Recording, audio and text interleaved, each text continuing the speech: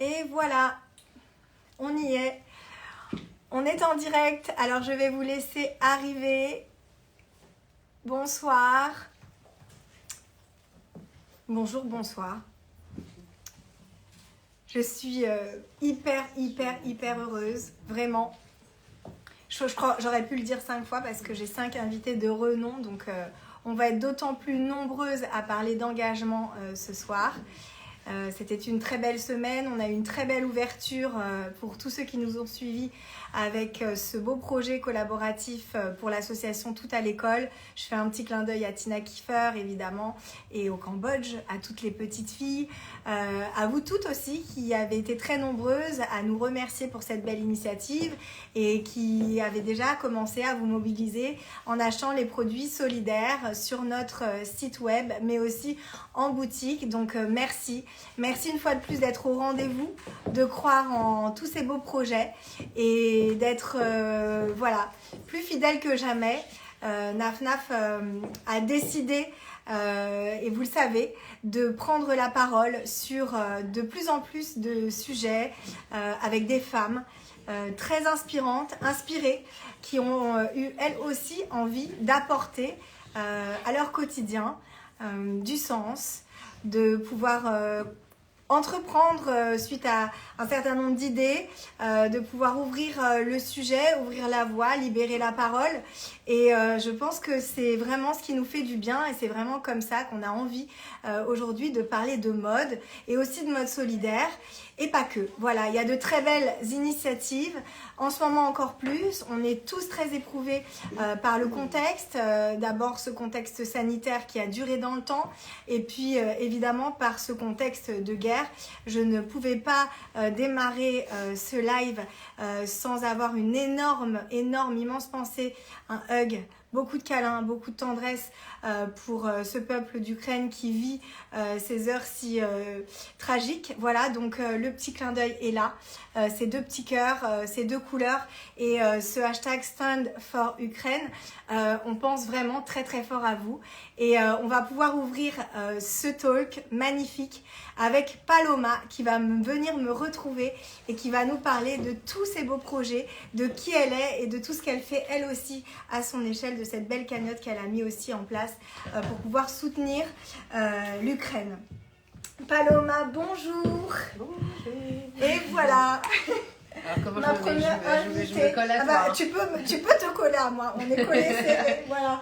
On est très intimes. Ça nous a manqué.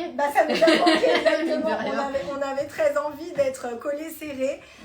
Moi, je vois tes yeux en vrai. Voilà, c'est très fort, c'est très émouvant. Une belle rencontre de femmes avant tout. Donc, Paloma, tu es comédienne. Ouais.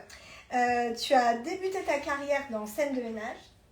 Ah bon? Oui, je sais pas.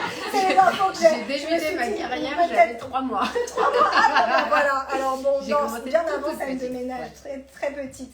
Donc c'est peut-être aussi pour ça que son visage vous est évidemment familier. Tu es maman d'un petit garçon de 3 ans. Il a 2 ans et 4 mois. 2 ans et 4 mois, c'est beau.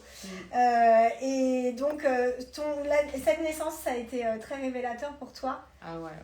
Je pense pour la plupart des femmes, hein, c'est révélateur de plein de choses de devenir maman. Mais moi, en tout cas, ça a été le déclencheur pour me faire passer d'envie à agir, quoi. C'est là tout l'intérêt et toute l'importance, puisque cette révélation, après, elle a eu une incidence sur ton quotidien.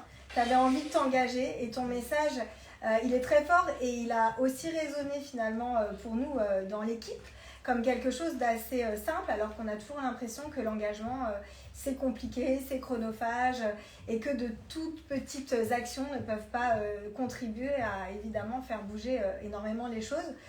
Donc c'est vraiment ton message au départ. Est-ce que tu peux nous en dire un petit peu plus? Ouais, tu veux que je reprenne un peu Oui, l'explication de ce que je fais? Exactement. Donc en gros, pendant le premier confinement, je suis devant le JT et j'entends que la fermeture des écoles et le fait que les parents soient dans l'obligation de donner un repas en plus à leurs enfants les met, mais dans une mer de noir.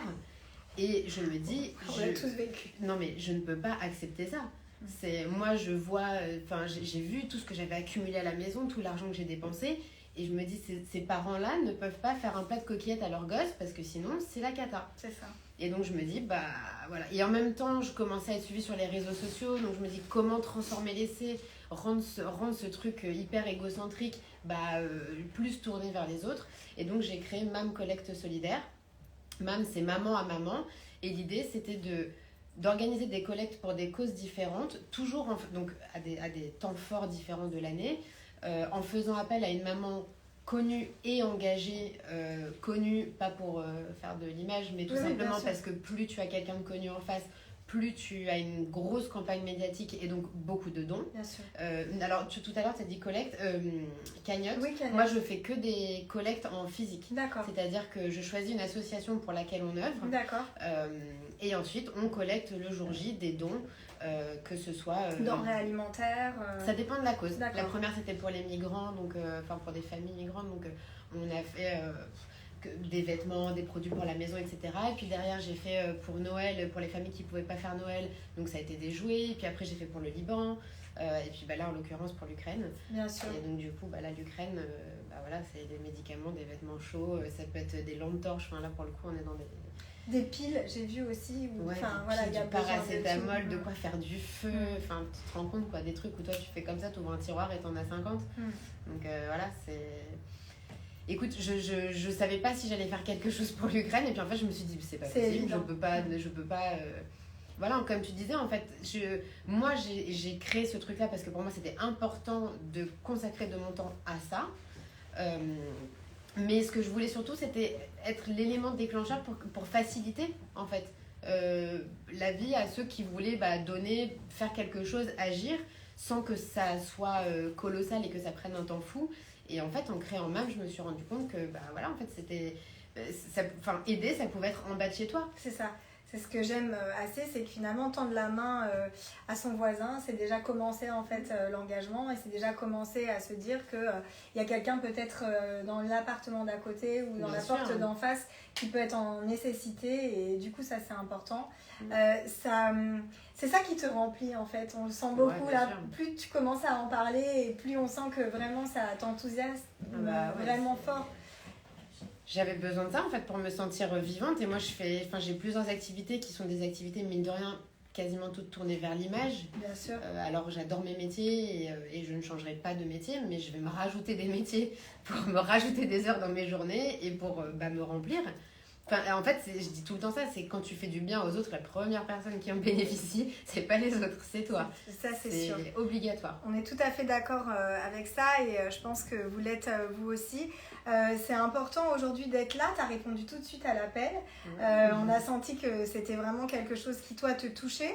Dans ce contexte, justement, des marques qui se positionnent avec des engagements forts, en donnant la parole aussi ou en permettant parfois des initiatives.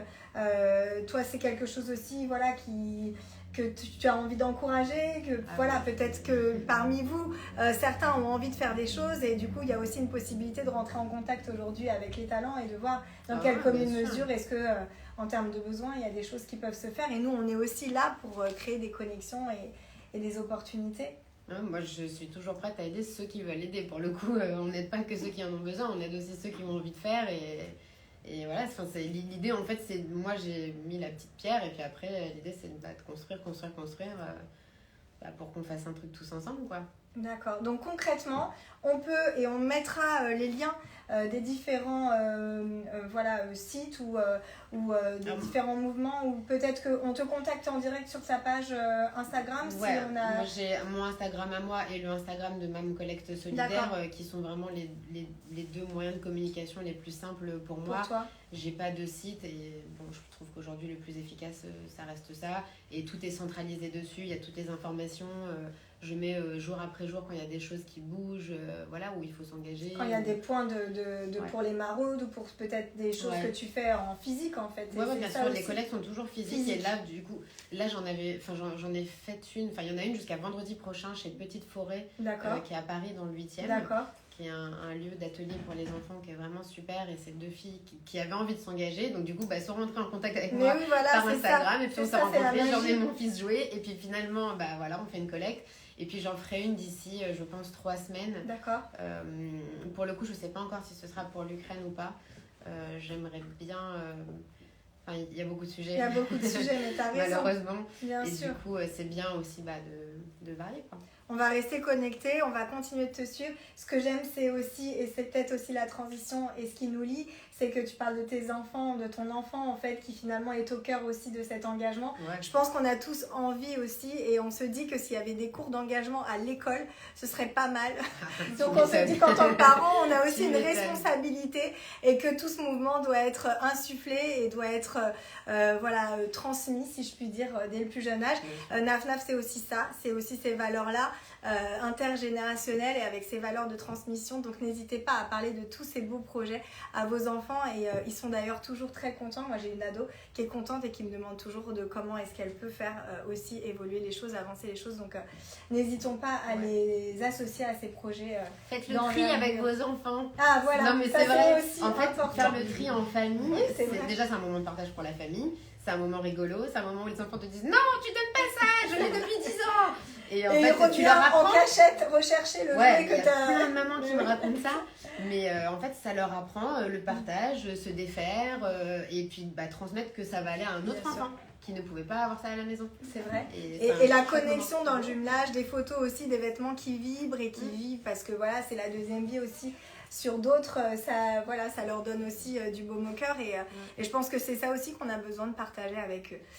Merci infiniment. Est-ce que tu avais autre chose à nous dire ou... Ne jetez pas. Ne jetez pas. On ne jette pas à la poubelle. On ne jette pas à la poubelle. C'est très important. Oui, tu sais le nombre de gens qui me disent je l'ai jeté. Mais pourquoi On faire? Ça va aller à qui si c'est à la poubelle? C'est non. Quand ça traîne dans les placards, il y a toujours des moyens de donner, de partager. De réparer aussi, de recycler, de faire tout ça. Bon, super, le message. Voilà. Ne jetez pas. Merci Paloma, c'était trop bien. C'était trop cool, mais trop bien. On aurait tu vas te régaler là, je pense. Mais oui, à la suite. Merci et n'hésitez pas si vous avez des questions à nous les poser, et puis à les poser évidemment sur le compte de Paloma. Elle sera ravie de pouvoir échanger avec vous. Merci d'être très nombreux. Je vous vois envoyer des petits messages et avec cette belle interaction. C'est hyper fort et riche de sens pour nous. Alors, je vais tout de suite accueillir une femme que je suivais vraiment. Et voilà, et je suis très contente aussi de l'avoir avec nous aujourd'hui, parce que pour moi, qui suis aussi cette femme d'image, je trouve qu'elle renvoie tellement de positif, tellement d'énergie, que je suis sûre que vous allez l'adorer aussi. Anna, est-ce que tu peux venir me retrouver s'il te plaît? Et donc je vous laisse vous donner votre compte Instagram. Ben oui, bonsoir. Voilà, Anna, je pense que beaucoup d'entre vous la connaissent aussi. Donc tu as 38 ans cette année. Est-ce que c'était une info confidentielle. J'allais dire, est-ce que ça vous va que je donne votre âge comme ça? On dit toujours, on ne demande pas l'âge. Je suis très à l'aise avec ça, t'inquiète pas, tout va bien. Bon, écoute, voilà. Et alors évidemment, ta particularité, t'aimes pas qu'on utilise le terme de différence. Tu me l'as confié. Donc ta particularité, ton signe distinctif, c'est effectivement donc que tu es atteinte d'alopécie. Est-ce que tu peux déjà nous en dire un petit peu plus, comment c'est arrivé, comment tu... Alors en fait, donc, j'ai une pathologie qui s'appelle l'alopécie. C'est arrivé il y a maintenant 13 ans. Et un beau matin, j'ai perdu comme ça la totalité de mes cheveux. Alors je dis un beau matin, ça a pris 6 mois. Mais grosso modo, j'étais une jeune femme complètement ordinaire, sans aucune problématique dans la vie, avec des très longs, très denses cheveux. Et puis voilà, j'ai gratté ma nuque et j'ai découvert en fait qu'il y avait une grosse plaque où il n'y avait plus du tout de cheveux. Ça s'était complètement dégarni, un peu comme ça. Et je ne savais absolument pas ce que c'était. Donc je suis allée voir un dermato, il m'a expliqué qu'en fait je faisais ce qu'on appelle de l'alopécie. Bon, je m'en suis pas inquiétée, il m'a dit ça va revenir. Et en fait, ça a pris 6 mois, mais la décalvation a été totale. Et j'ai été extrêmement frustrée à l'époque parce que je cherchais sur les réseaux sociaux, sur Internet, un modèle de référence pour me dire, attends, je connais pas cette pathologie, qu'est-ce que c'est, comment je vais m'en sortir, et puis surtout comment je vais réapprendre à me trouver jolie, juste à me regarder dans le miroir. Et j'ai pas trouvé de modèle de référence.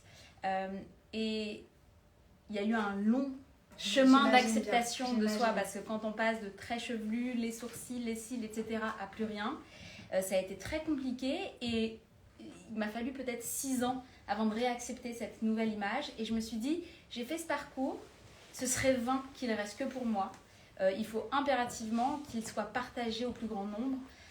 Parce que peut-être derrière l'écran, il va y avoir une jeune femme à qui ça arrive, que ce soit l'alopécie, que ce soit le cancer, que ce soit whatever. De façon temporaire ou définitive. Je veux leur montrer que ça aussi c'est beau, qu'une femme ce n'est pas que des cheveux, que des cils, qu'un sein, il fallait cette représentativité qui a permis en fait de finaliser cette espèce de, comment je dirais, d'expertise, d'acceptation de soi. Et c'est comme ça que j'ai créé donc cette page Instagram qui s'appelle Disruptive Beauté.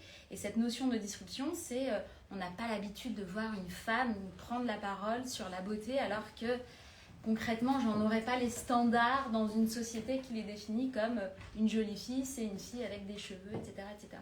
J'ai voulu partager ça et ça me remplit de l'intérieur de fédérer des gens autour de cette notion un peu décalée qu'on peut avoir de l'image. Et ce qui est assez incroyable, c'est que, et pour le voir, et moi je vous encourage à aller voir ces vidéos beauté qui sont juste dingues, parce que finalement, voilà, tu es très zoomé, tu te maquilles parce que tu es vraiment à nu, et voilà, et au point de départ, pour faire toute cette évolution où c'est toi avant, c'est toi pendant, c'est toi après, et où en fait au final on se dit mais vraiment il y a quelque chose d'assez incroyable, parce qu'on sent au travers ces images tout ce qu'il a fallu pour que toi tu puisses je pense étudier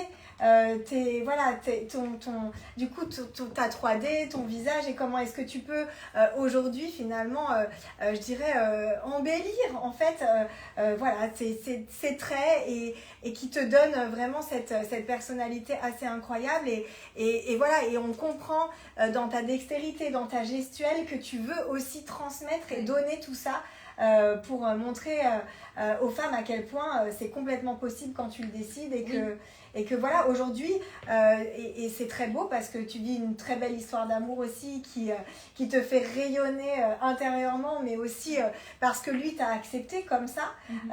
Et donc, du coup, voilà, vous jouez de tout ça, et c'est ça qui fait plaisir à voir aussi, parce que je pense qu'il y a vraiment ce côté-là très joyeux qui ressort de chacune de tes prises de parole, de tes photos.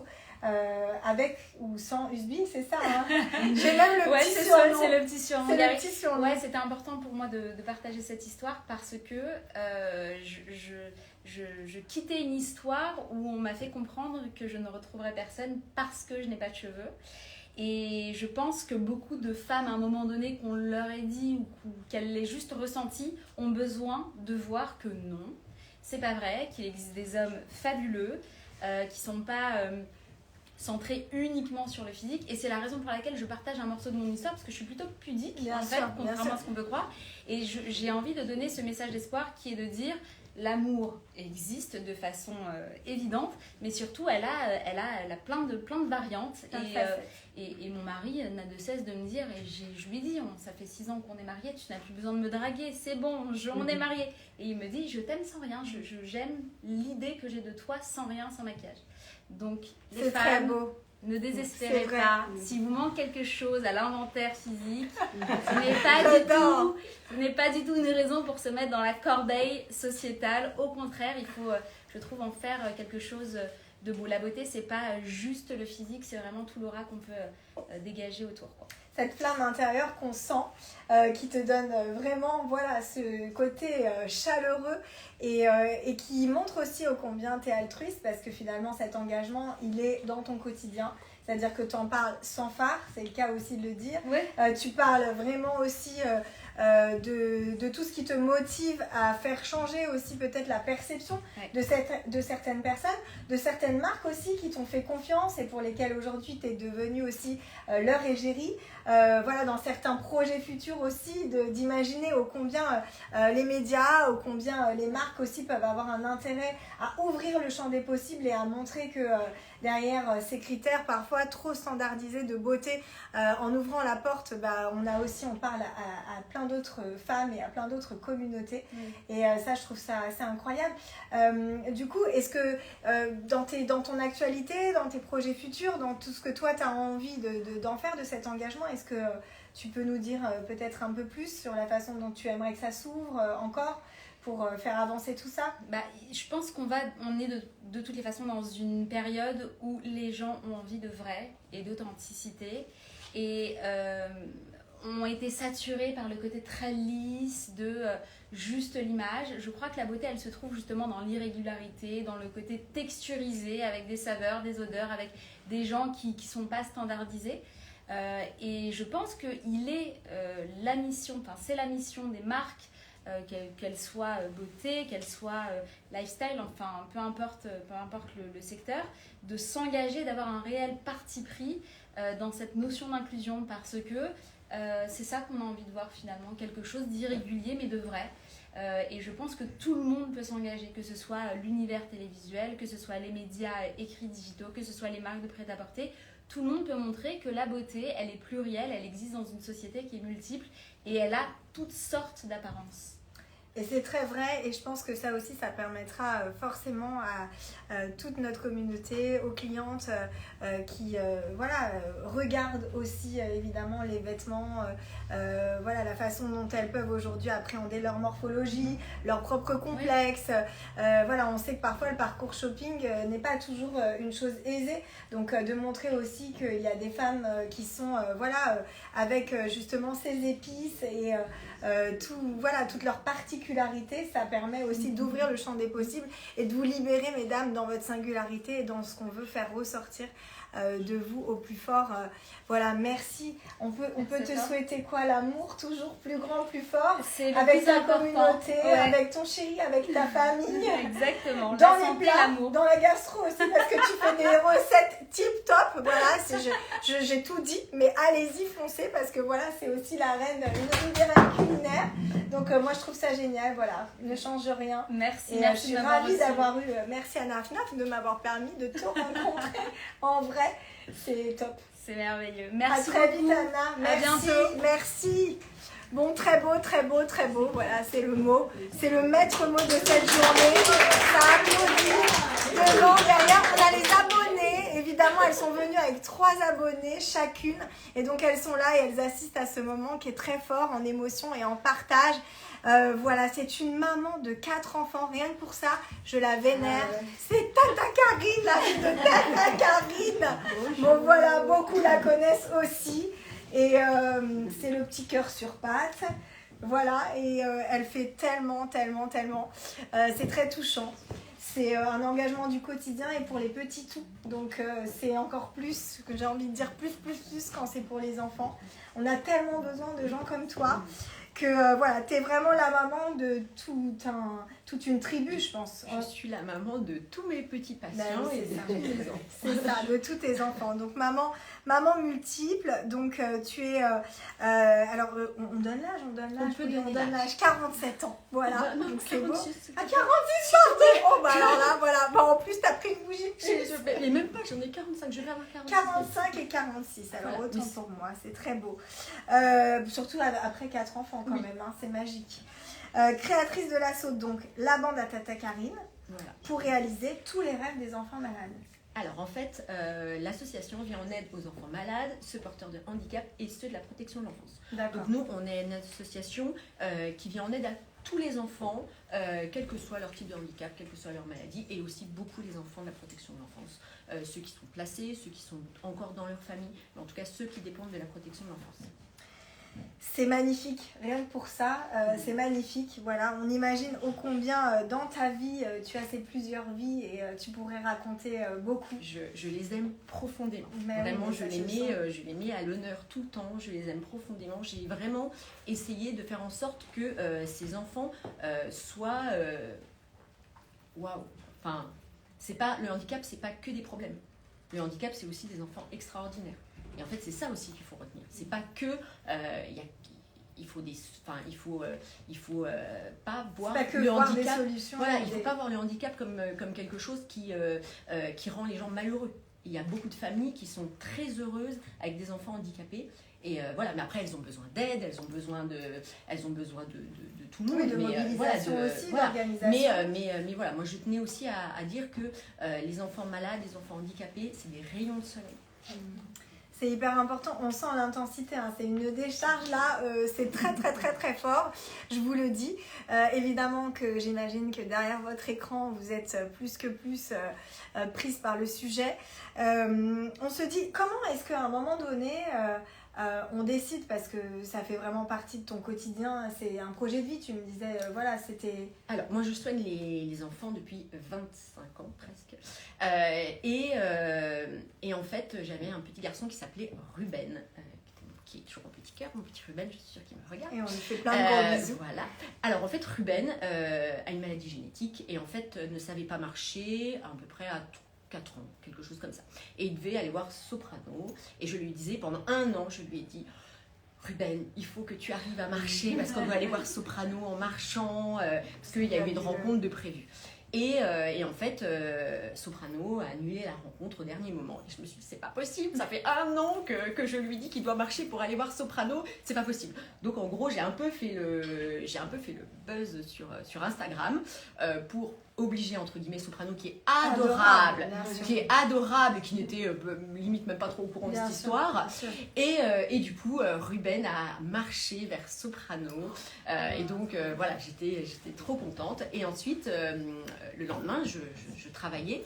Et j'ai un autre petit garçon qui s'appelle Yacine. Non, qui s'appelle Yacine et qui est décédé entre-temps, mais que j'aime du plus profond de mon cœur.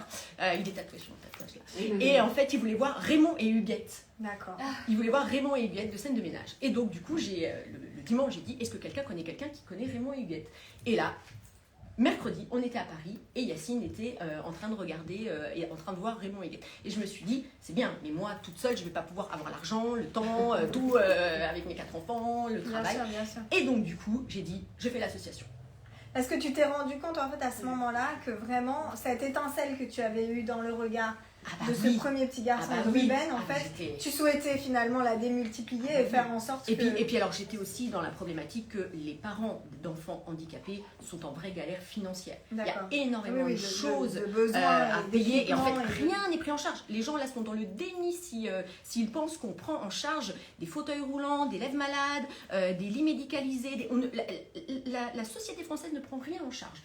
Un petit peu avec la MDPH, mais sinon les gens, ils ont toute leur poche. On a payé par exemple un lit financé, juste un lit pour faire dodo, 9 500 €.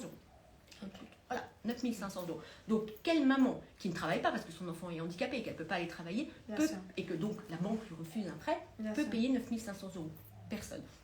Donc en fait, on les est là rêves pour et ça. les vacances et tout ce qui peut On est venir là en pour ça. surplus, en On fait, est là pour toi, ça, tu te pour payer du matériel médical, pour réaliser des rêves d'enfants, pour récolter plein de choses pour la protection de l'enfance, des jouets, des vêtements, des produits d'hygiène, énormément de produits d'hygiène. Ce qu'on leur donne en produits d'hygiène, c'est des budgets qui peuvent avoir pour avoir des activités autres. Donc voilà, donc on aide à faire beaucoup de choses, on fait beaucoup de choses aussi à Noël. Voilà, on essaye d'aider le quotidien. Nous, c'est aider le quotidien des enfants malades, handicapés, ceux de la protection de l'enfance. J'imagine que tes enfants te suivent de façon très active dans... Oui, alors nous aussi on fait le tri. On fait le tri, on apporte au foyer à côté du cabinet. Ça va, elle dit, alors nous on fait les mêmes choses. Alors je pense voilà, nous on fait pouvoir suivre les conseils de façon générale. Voilà, nous on jette rien. Alors nous on fait le tri, on ramène. Non, on jette pas et on ramène parce qu'en fait. Et alors je suis tellement contente quand on a quand je vois les petits enfants du foyer à côté qui reviennent avec le t-shirt, avec d'ailleurs des trucs naf des fois. Ah oui, parce qu'on donne aussi. Bien sûr, on donne aussi. Donc du coup, hop, voilà, tout le monde est content. Ils sont. Je vais passer le message. C'est des gosses qui ont pas de marque, qui ont pas de. Donc eux ils sont tout contents, ils vont au collège avec un truc, et ben ils sont contents. Donc faut donner. Vous avez peut-être l'impression que c'est moche, démodé, peut-être ça vous plaît plus, mais eux ils vont être super contents en fait. Bien sûr. Voilà. C'est un très beau message. Et alors je crois d'ailleurs que tu as une histoire avec Naf Naf, tu me disais que. Ah mais alors moi mon père. Alors attention. Mon père. Papa, a encore le sweatshirt Naf Naf que j'ai eu à mes 12 ans. Marque A en vert. C'était déjà la mode du vert avec le gros naf-naf. C'était la mode du gros naf-naf. Et donc papa là encore, il le met Le petit clin d'œil. Il le met à la maison pour... René, si vous nous entendez, voilà. On veut cette photo, René. Voilà. Et en fait, nous nous avons aussi le rouge encore à la maison. On a gardé les deux. On a gardé les deux. Il nous faut la photo donc voilà. père et fille. Mais voilà. Il y avait déjà un magasin d'Afnaf à Nancy. Excellente qualité. 30 ans, inusable, increvable. Moi, je dis qu'à l'aube de notre 50e anniversaire, on est la marque en fait qui se transmet. C'est l'histoire de la mode transmission. Et donc, c'est important d'imaginer qu'on fait aussi cadeau de pièces collector et qu'on se transmet la mode au travers de pièces. Et c'est vrai qu'on est on est ravis, on est devenu une marque vintage bientôt. Mais on est fan de cette idée d'imaginer qu'on puisse équiper la famille et qu'on puisse faire redécouvrir des marques aujourd'hui aux générations futures. Et voilà, donc peut-être que les petits-enfants porteront les t-shirts. On le gardera. Voilà. On le gardera. C'est collector. Les collectors. Il sera entouré dans un petit cadre. Les collectors. Merci pour toutes ces... Voilà, tout ce que tu fais, toutes ces actions. Et merci beaucoup. Pour ton immense bonté. Et générosité et pour tous ces enfants. J'essaye. Oui. Et alors, vous pouvez tous faire un tout petit truc. Vous pouvez tous faire un tout petit truc. En fait, rien n'est vain. Rien n'est vain. Tout sert à quelque chose. Donc, vous pouvez faire à votre petit niveau où que vous soyez quelque chose. Et vous pouvez nous retrouver sur l'Insta de la bande à Tata Karine, le site internet. Et alors, si vous avez des difficultés, si vous êtes parent d'enfants handicapés ou malades et que vous avez besoin de nous, vous pouvez trouver des dossiers pour nous envoyer. Et puis nous, on étudiera vos dossiers et on sera ravis si on peut vous aider de faire quelque chose pour vous. C'est fabuleuse, merci. Merci pour tout ce temps accordé. C'est un petit bonbon et ça fait tellement de bien, je peux vous le dire. Vraiment, ça fait chaud au cœur. Et ça me fait une très très belle transition parce qu'on se connaît, nous on se connaît. Je reçois Gaëlle. Alors c'est un peu ma Gaëlle, c'est un peu la vôtre. Gaëlle Constantini, bonjour. Mais viens donc, donc. Bah oui, c'est bon, je vois pas. Elle hésite à rentrer dans le cadre. Ah oui, c'est vrai, bah oui, quand même. Voilà. Vous êtes filmée, l'écran. madame, vous êtes filmée. Vous êtes en direct. Toujours très à l'aise avec ça. Toujours, on adore. Créatrice de mode, engagée.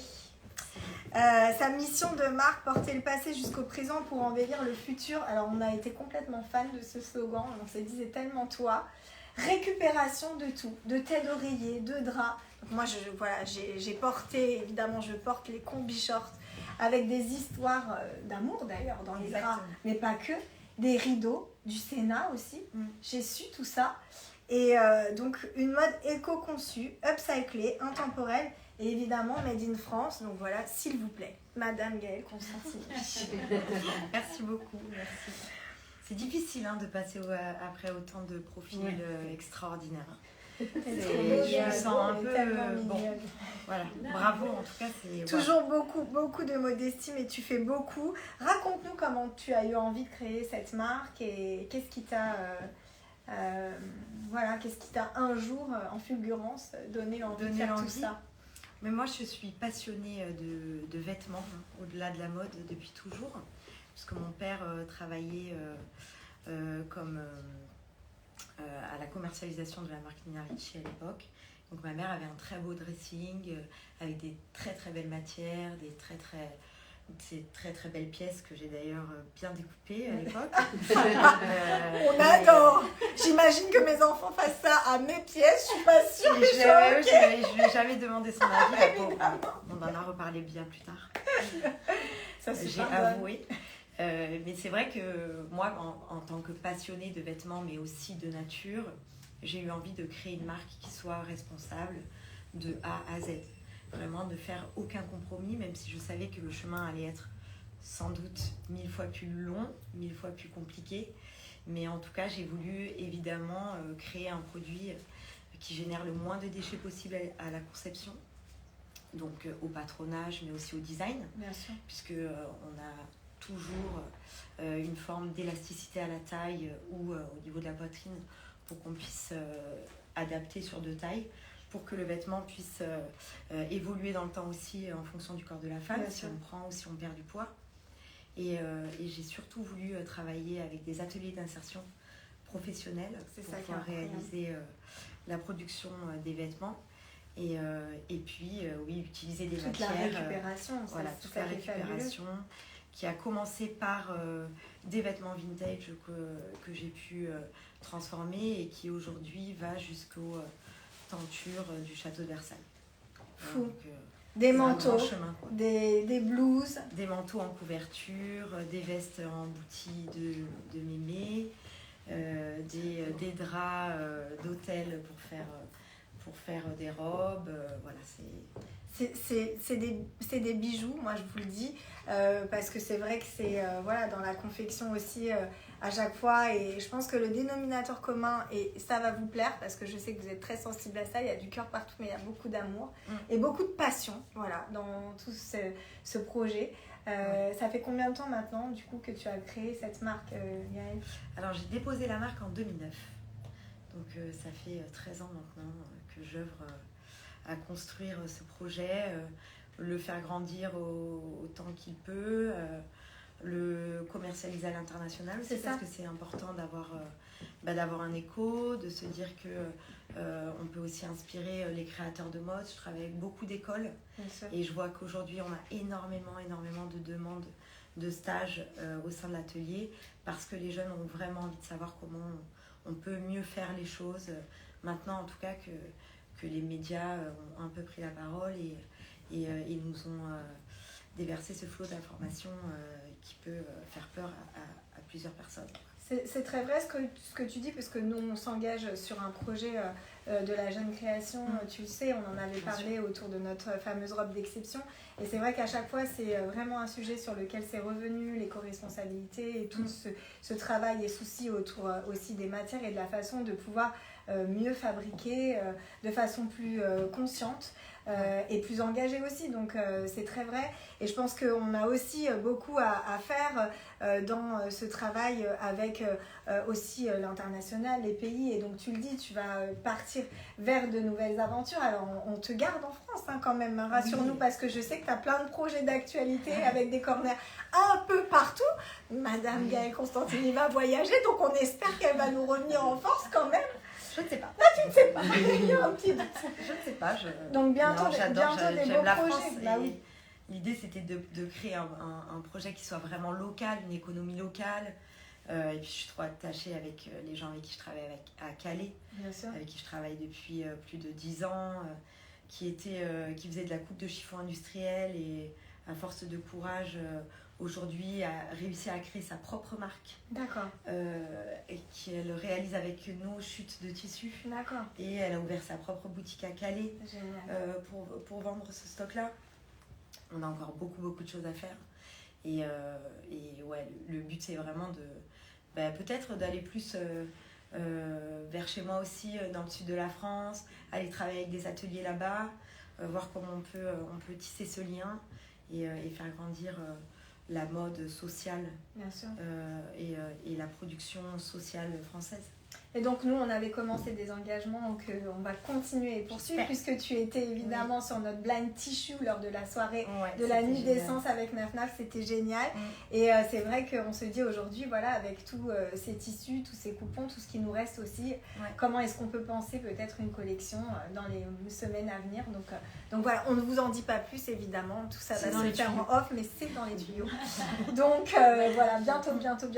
On te souhaite tout le meilleur. Mais merci beaucoup. Ici, là-bas, mais reviens. Mais oui, évidemment. Et reviens nous voir aussi chez Neuf, parce que je pense que voilà, vous allez découvrir pour toutes celles qui ne connaîtraient pas encore la marque.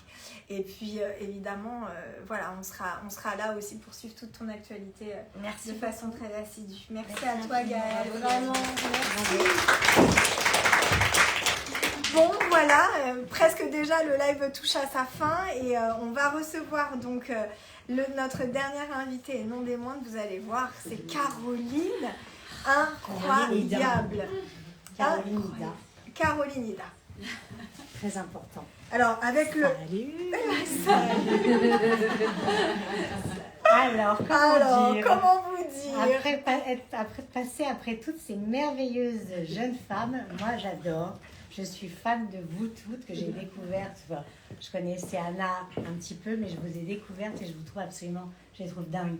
Enfin, c'est incroyable, ça me bluffe. C'est un beau casting. Ah ouais, franchement, bravo à toutes. Et vous avez toutes... Enfin, il y a une lumière, il y a quelque chose qui émane de vous. Bravo et merci pour tout ce que vous faites pour le monde. Merci. Merci, et tu fais beaucoup toi aussi. Voilà, moi, à mon petit niveau. Si. Donc évidemment, tu es un peu notre doyenne, mais on C'est va ça. pas dire ton âge. L'ancienne. Oui, j'ai 61 ans, presque 62.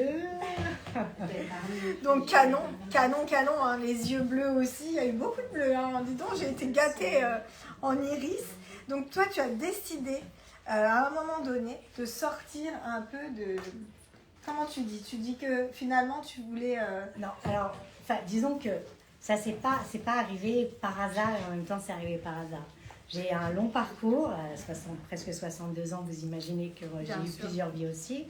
Et en fait, après un grave accident de santé, puisque j'ai eu une rupture d'anévrisme dans le ventre à 57 ans, je suis miraculée, je dis toujours. Quand je me suis réveillée dans tous les sens du terme, étant issue d'une famille d'entrepreneurs et n'ayant jamais utilisé mes gènes d'entrepreneuse, je me suis dit, il faut que je me lance. Et c'est comme ça que j'ai commencé sur Instagram. En sentant des ondes, je ne savais pas où j'allais, je ne savais pas ce que j'allais faire, mais je me suis lancée. Et très rapidement, je me suis aperçue, en feuilletant les magazines, en regardant les médias de façon... là, j'étais posée, je n'étais pas dans la vie active.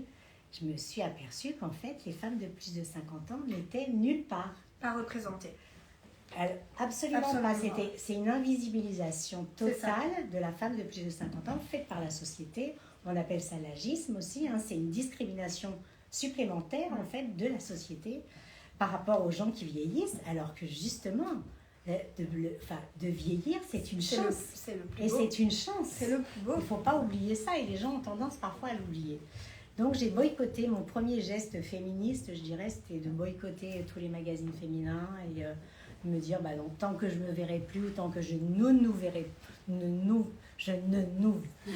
plus, merci, eh bien j'arrête tout, je n'achète plus rien. Et puis c'est comme ça que j'ai commencé. Petit à petit... Tu as communiqué sur ta page, du coup tu as créé ton compte. J'ai créé mon compte Instagram, j'ai créé un blog en parallèle que ma fille m'a créé. Elle a mis des mois avant de me créer d'ailleurs. Attention, t'as tiré les oreilles. Et en fait, j'ai fait beaucoup de collabs au début avec des marques de beauté plutôt naturelles et bio, parce que c'est plutôt ce qui m'attirait. Bien sûr. Et puis, j'étais au chômage, donc c'était pas évident, mais j'arrivais à m'en sortir plus ou moins. Mais je sentais qu'il manquait quelque chose et je me suis aussi très engagée dans tout ce qui est body positive. Alors le body positive aussi, c'est pas allez, on va, ok, je suis comme ça, je bouffe ce que je veux, j'ai beaucoup coiffrer de saloperies, etc. Non, le body positive, pour moi, c'est vraiment une acceptation de soi-même. Et c'est pas facile pour les plus jeunes, mais après 50 ans, c'est encore plus compliqué parce qu'il y a des étapes de la vie qui font qu'il y a la ménopause, il y a les enfants qui s'en vont, il y a parfois la perte de travail, parfois le mari qui s'en va au convire, mais en tout cas, il y a des étapes comme ça qui sont pas faciles et on peut vite tomber dans notre côté obscur, tu vois. Et en fait, grâce à toutes les petites actions que je fais, j'ai 2 copines qui sont là et que je remercie d'ailleurs, en fait, j'aide certaines femmes à se reconnecter à elles, à reprendre confiance en fait, tu vois, et assurance en ce qu'elles sont et en tout ce qui peut encore arriver. Et bien sûr, parce qu'à 50 pour elles, ans, voilà, c'est ça. La vie ne s'arrête pas à ça, ni à la ménopause, ni à tout bien ce sûr. qu'on peut. Et à 50 ans, on a l'impression, ça y est, que tout est terminé comme un yaourt. Ça y est, tu peux plus faire de gosses parce qu'en fait, les femmes au départ. On est faites soi-disant pour faire des gosses. Et après, c'est à partir de 50 ans, c'est terminé. Donc, tu as un yaourt. Hop, ah ben non, la date elle est dépassée, la dégage. Non mais c'est pas ça la vie, tu vois. Et 50 ans, en plus, on met 2 générations ensemble dans les seniors, un mot que je déteste. C'est pour ça que j'appelle la génération silver ma génération en fait. Parce que senior, c'est pas possible de mettre 2 générations. Ma génération et la génération de mes parents. On n'a pas eu du tout la même... c'est pas du tout les mêmes... On n'a pas les mêmes attentes, on n'a pas eu la même vie, etc. La même vie. Donc, à mon petit niveau, je fais un petit peu bouger les choses. Je n'intéressais personne encore il y a quelques mois. Et là, tout d'un coup, les médias, Caroline Ida, venez nous voir, etc. Écoutez, je viens tant que c'est pour parler de nous. Et c'est pour ouvrir les portes aux futures générations, à ces jeunes femmes qui sont là. Parce que je voudrais que quand elles arrivent à 45 ans, elles ouvrent un magazine, elles regardent la télé. Et toi, tu es bien placée, Paloma, pour pour savoir aussi que dans le cinéma, il y a... C'est pas toujours évident. Toi, t'es encore jeune. Avec Moi, je suis parfois trop vieille déjà. Voilà, c'est ça, tu vois. Donc, c'est terrible. C'est terrible. Parfois trop vieille déjà à 30 ans. Non, mais c'est ça, c'est pas normal. Donc, tout ça, c'est pour les futures générations. Parce que, bon, moi, je fais mon petit job. Bon, cette année, je vais être à la retraite. Mais vous inquiétez pas, je serai toujours là, même retraitée. C'est ce qu'on espère bien. Et puis, et voilà, quoi. Donc, petit à petit, les choses se mettent... ça fait écho, en fait. Ça fait écho. Et moi, je dis en fait aussi qu'il faudrait plus de sororité entre femmes. Ça, c'est un mot qui me tient à cœur. Malheureusement, aujourd'hui, c'est pas toujours le cas. Ce qui fait que si on était tout ensemble, en se tenant les coudes, en se tenant les mains, on avancerait beaucoup plus rapidement. Et en fait, les choses changeraient aussi beaucoup plus rapidement. Donc, c'est un petit message que j'envoie aux femmes. Oui, voilà, c'est ce que j'allais dire aujourd'hui. Je pense que, est-ce que c'est l'engagement aussi qui doit rassembler, qui peut rassembler? Est-ce que tu as ce sentiment-là aujourd'hui quand même? Oui, bien sûr. Que, voilà, grâce à ta communauté, aux gens que tu aides, probablement, que tu accompagnes, je préfère même dire ça, dans toute cette réflexion et dans le fait de pouvoir aussi assumer un certain nombre de choses par rapport à ce qu'on est, tout simplement. Et en fait, c'est ça.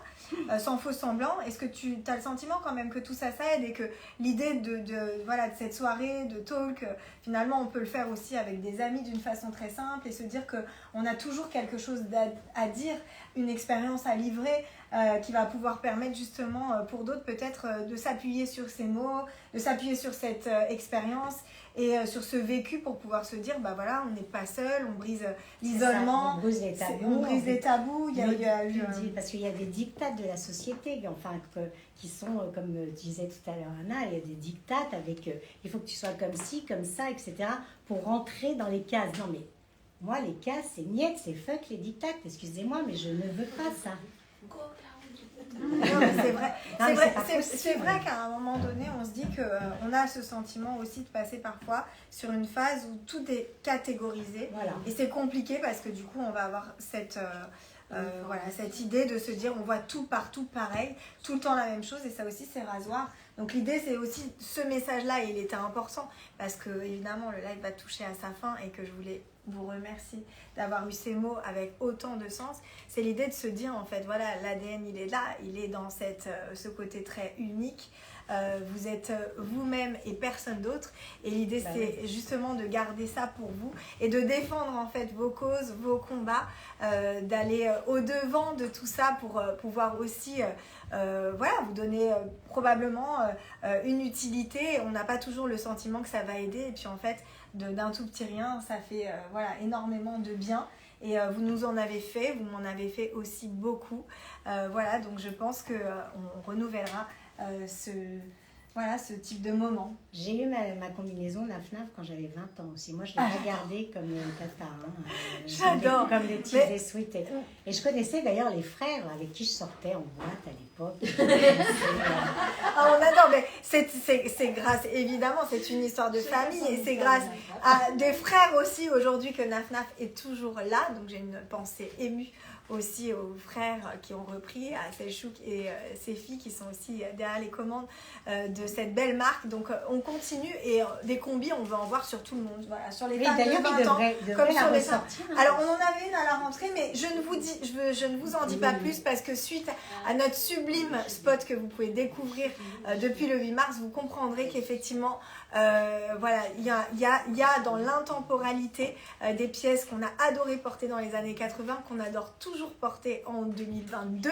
Donc ce qui prouve que NAF-NAF n'a pas pris une ride. NAF Forever Young, ça aussi j'ai envie de le dire, voilà, parce que finalement à 50 ans on est toujours jeune et on l'assume. Et I am not invisible. Et I am not invisible.